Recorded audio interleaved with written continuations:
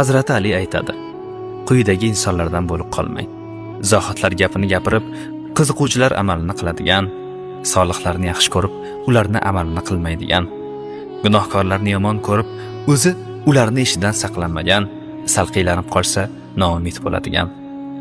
Agar unga musibat yetsa, zorlanadigan, kengchilik yetsa, kibrga beriladigan, gumon qilgan narsasida nafsi g'olib keladigan, bilgan narsasida e'tiborsiz bo'ladigan.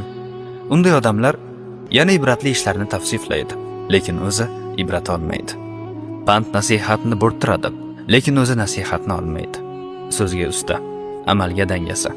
Birovning kichik gunohini o'zining katta gunohi oldida katta deb biladi. O'zganing ibodati aytilsa, o'zinikini ko'p qilib ko'rsatadi. O'z manfaati yo'lida boshqalarni zarariga hukm qiladi. Itoat ham, nasihat ham qiladi.